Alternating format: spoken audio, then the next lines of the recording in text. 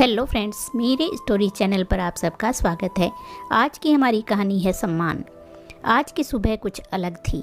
आज कोई मुझे परेशान नहीं कर रहा था और ना ही किसी को मुझसे कोई काम था, क्योंकि आज मैंने आदर्श बहू का तमगा उतार कर फेंक दिया था। और सच कहूँ तो मुझे ऐसा लग रहा था कि जैसे सिर पर से कोई बोझ हट गया हो। पर रह रह कर एक ही बात मेरे दिमाग में आ रही है कि क्या मेरे माता पिता की आर्थिक स्थिति तय करेगी कि ससुराल में मुझे कितना सम्मान मिलना चाहिए। क्या एक लड़की का वजूद उसके ससुराल में उसके माता पिता की आर्थिक स्थिति से जुड़ा हुआ है? सिर्फ माता पिता की आर्थिक स्थिति के कारण मुझ में और मेरी देवरानी में बहुत बड़ा फ़र्क हो चुका था। अब तक यह बात मेरे दिमाग में क्यों आ रही है, उसके पीछे आपको कारण बताती हूँ। मेरा नाम नैना है। मेरी शादी को 3 साल हो चुके हैं। मेरे इस परिवार में मेरी सास सुधा जी, ससुर राकेश जी, मेरे पति पंकज और देवर पुनीत हैं। देवर की शादी अंजलि से 1 महीने पहले ही हुई है। मेरे माता पिता ने मुझे काफ़ी अच्छे से शिक्षित किया है। शादी से पहले मैं एक स्कूल में शिक्षिका का कार्य करती थी। मेरी शादी के समय मेरे माता पिता की आर्थिक स्थिति अच्छी नहीं थी, इसीलिए मेरी शादी एक सामूहिक सम्मेलन में हुई थी। ऐसा नहीं है कि उन्होंने मेरे ससुराल वालों को पहले नहीं बताया था। जब यह लोग मुझे देखने आए थे तभी मेरे माता पिता ने साफ साफ कह दिया था कि उनकी इतनी स्थिति नहीं है कि हम शादी धूमधाम से कर सकें। तब तो इनमें से किसी को ऐतराज़ नहीं था, पर शादी के बाद अक्सर यह लोग मुझे इस बात के लिए ताना जरूर देते रहते हैं। शादी के बाद मैंने दोबारा स्कूल में टीचर की नौकरी ज्वाइन कर ली। महीने के 25,000 कमाती हूँ, पर उसमें से भी कुछ खर्च नहीं कर पाती, क्योंकि इस घर के नियम के अनुसार वह सैलरी मुझे मेरी सासू जी के हाथों में रखनी पड़ती है और फिर ज़रूरत हो तो उन्हीं के सामने अपने पैसों के लिए हाथ फैलाओ। उसके बावजूद भी किसी भी तीज त्योहार पर मुझे ताना मारा जाता है। इस बेचारी के माता पिता की कहाँ औकात है कि वह त्योहार पर कुछ दें। अब अपनी बहू के तो हम ही लाड चाव करेंगे और फिर मुझे सैलरी से ही मुझे ही सामान ला करके दे दिया जाता। मन ही मन घुटन तो बहुत होती, पर यह सोचकर चुप रह जाती कि अभी बेवजह यह लोग मेरे माता पिता को घसीटेंगे और घर की शांति के लिए एक कान से सुन दूसरे कान से निकाल देती। पर अब मुझे लगने लगा है कि यही मेरी सबसे बड़ी गलती थी। अगर मैंने जवाब दे दिया होता तो जो कल इस घर में हुआ वह कभी ना होता। दरअसल कल मेरी देवरानी के घर से त्योहार पर काफ़ी सामान आया। अंजलि के माता पिता की आर्थिक स्थिति मेरे परिवार वालों से बेहतर थी। इस कारण से त्योहार में काफ़ी कुछ सामान उन लोगों ने भेज दिया, जिसे देखकर मेरी सास फूली नहीं समा रही थी और उन्होंने आस पड़ोस के सभी औरतों को यह गिफ्ट देखने के लिए न्योता दे दिया। जब आस पड़ोस की औरतें घर आई तो मम्मी जी ने अंजलि को तो अपने पास बैठा लिया और मुझे लगा दिया काम पर, सबकी सेवा चाकरी करने के लिए। पर मुझे उससे कोई परेशानी नहीं थी, सो मैं सबको चाय नाश्ता सर्व करने में लग गई, क्योंकि मुझे लगा कि अंजलि की तो अभी नई नई शादी हुई है, इस कारण मम्मी जी उसका लाड प्यार कर रही हैं।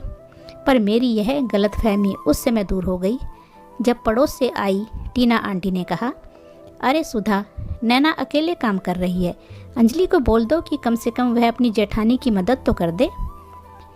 यह क्यों करेगी काम? करने दो उसे अकेले ही।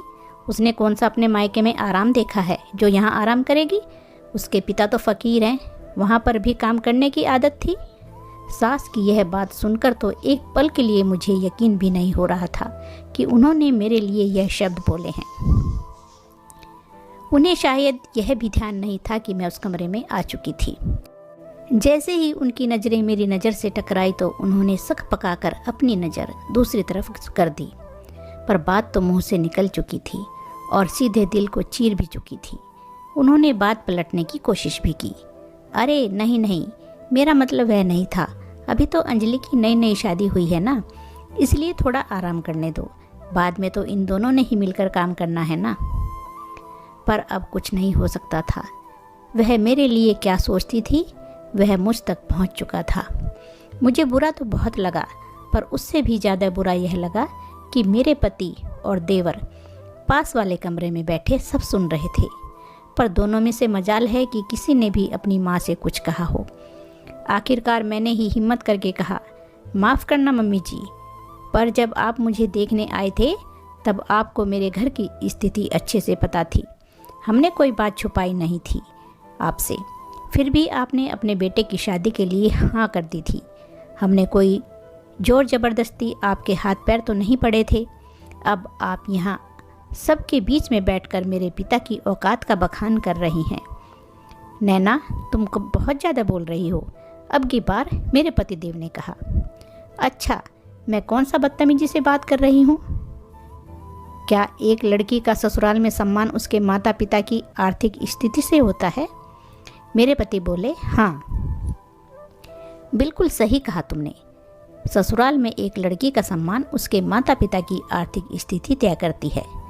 सारे त्योहार तो हमने किए हैं, तेरे बाप की तो औकात भी नहीं थी। सासू माँ ने भी तुनकते हुए कहा। आखिर वह हार तो मानने वाली थी नहीं। सही कहा आपने, सारे त्योहार किए, पर मेरी सैलरी के पैसों से खरीद कर। क्या आपकी सभी आस पड़ोस के दोस्तों को पता है कि आप मेरी सारी सैलरी भी अपने पास रख लेती हैं?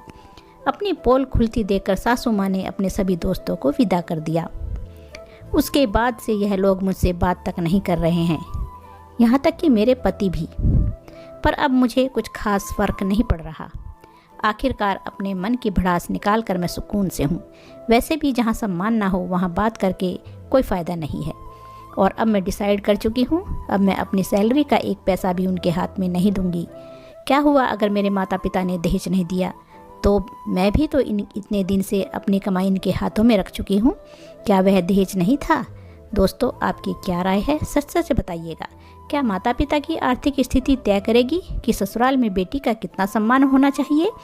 अपनी राय जरूर दीजिएगा। और कहानी अच्छी लगी है तो लाइक और शेयर जरूर कीजिएगा। धन्यवाद दोस्तों।